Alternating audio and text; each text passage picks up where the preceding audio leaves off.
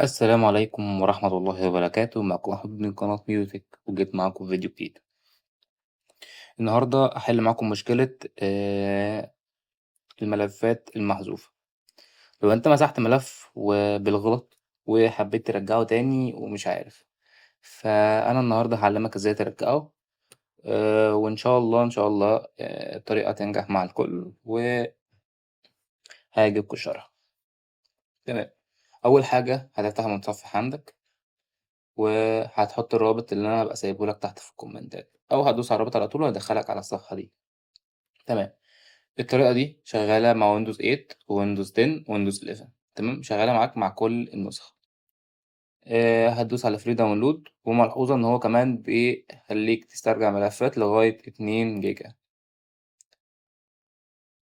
فهتحمل الملف، حجم الملف 100 ميجا، فهتبدأ تحمل الملف وهينزل معاك على طول إن شاء الله. أنا محمله قبل كده فهلغي التحميل.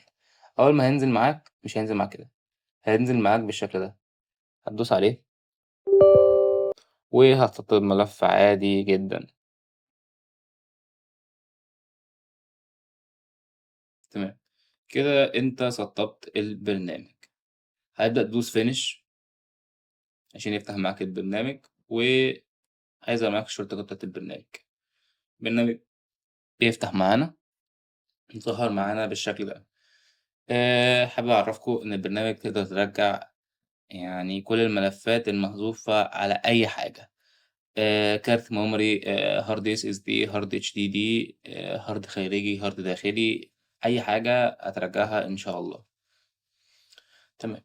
أنا دلوقتي حابب أرجع ملفات من على فلاشة، فهعلمكوا إزاي ترجعوها. هتمشي معايا بنفس الطريقة.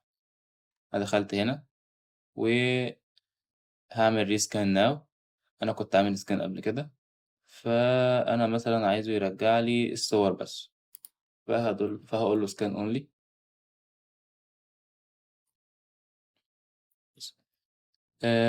هستناه يعمل سكان وهرجع لحضراتكم. رجعت لكم تاني بعد ما السكان خلص، وهنبدأ نشوف رجع الصور ولا لأ. هندوس اوكي.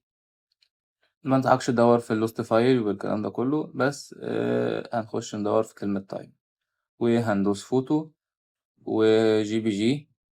تمام، بدأ يرجع لنا كل الصور اللي كانت ممسوحة من على الفلاشة.